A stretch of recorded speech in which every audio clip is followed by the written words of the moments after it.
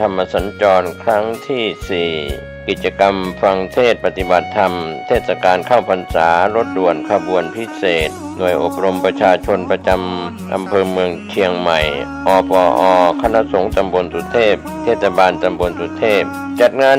ณวัดล่ำเปิงตาโปธารามตำบลสุเทพอำเภอเมืองเชียงใหม่จังหวัดเชียงใหม่วันศุกร์ที่ 8 กันยายน พุทธศักราช 2566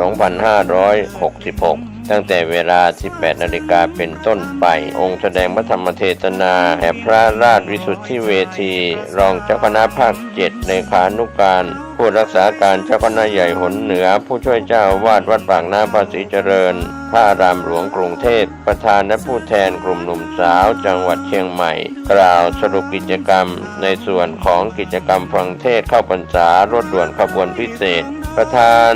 สงฆ์กล่าวสัมโมทนียกถาจากนั้นผู้แทนวัดที่จะจัดกิจกรรมธรรมสัญจรครั้งต่อไปกล่าวเชิญชวนร่วมกิจกรรมเจริญจิตภาวนาและแผ่เมตตา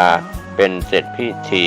ก็เชิญท่านร่วมงานโดยพร้อมเพรียงกันณวัดร่ำเปิงตะโพธารามตำบลสุเทพอำเภอเมืองเชียงใหม่จังหวัดเชียงใหม่วันศุกร์ที่ 8 กันยายน 2566 เวลา 18 นาฬิกาเป็นต้นไปโดยพร้อมเพรียงกันพี่น้องทั่วท้องทุกถิ่นที่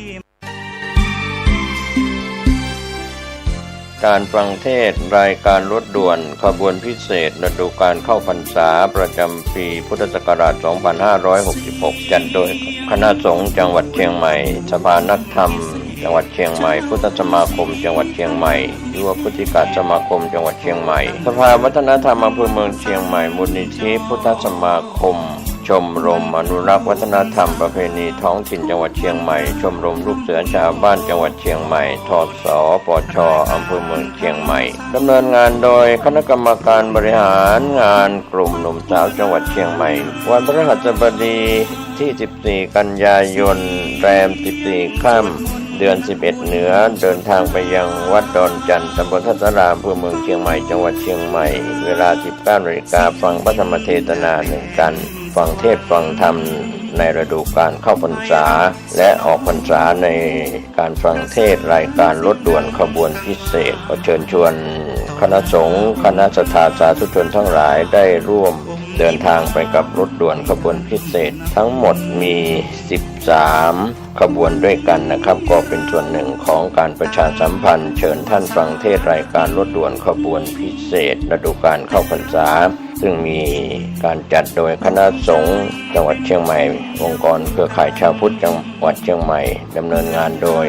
คณะกรรมการบริหารงานกลุ่มหนุ่มสาวจังหวัดเชียงใหม่ก็เป็นข่าวสารเพื่อการประชาสัมพันธ์รถด่วนขบวนพิเศษประจำปี 2566 นี้อีกครั้งเสียงรถด่วนขบวน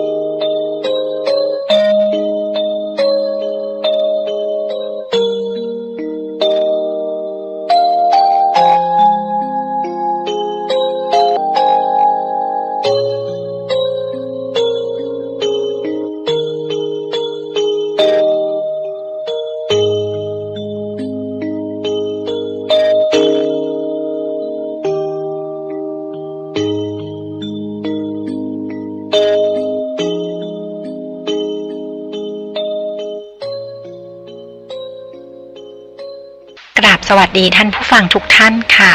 ตอนนี้ท่านกำลังรับฟังสถานีวิทยุ FM 104.5 เมกะเฮิรตซ์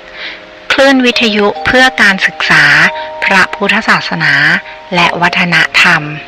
ช่วงเวลาประมาณ 14 นาฬิกาถึง 15 นาฬิกา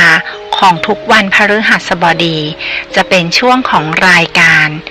นานาสารสัตว์กับดิฉันผู้ช่วยศาสตราจารย์สัตวแพทย์หญิงดร.วีนาจูเปีย ซึ่งเป็นอาจารย์ประจำภาควิชาชีวศาสตร์ทางสัตวแพทย์และสัตวแพทย์สาธารณสุขคณะสัตวแพทยศาสตร์มหาวิทยาลัยเชียงใหม่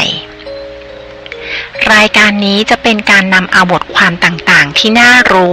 เกี่ยวกับเรื่องของสัตว์และสัตวแพทย์ที่น่าสนใจมาอ่านให้ท่านผู้ฟังฟังนะคะหากท่านผู้ฟังท่านใดมีข้อเสนอแนะหรือข้อติชมสามารถติดต่อมาได้ตามช่องทางดังนี้นะคะ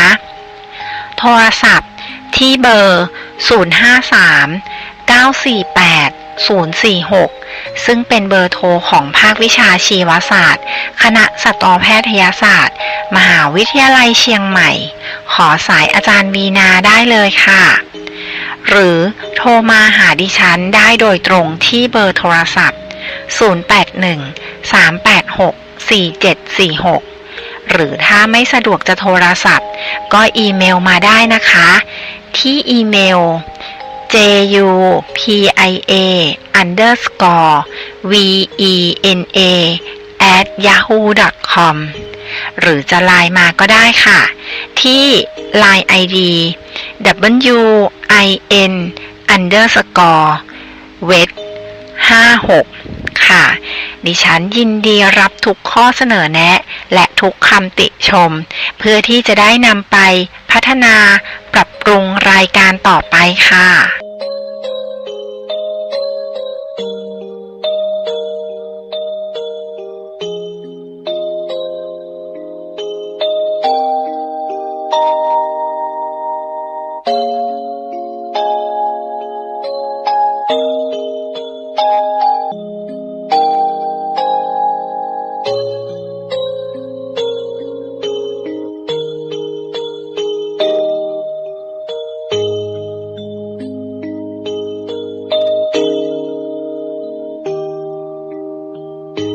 ตัวผาเขาไม่ได้ดูดีและแข็งแรงแม้เพียงครึ่งหนึ่งของพลายศรีนรงค์พร้อมวอนให้ช่วยจะพบรู้ฟังก็คงจะ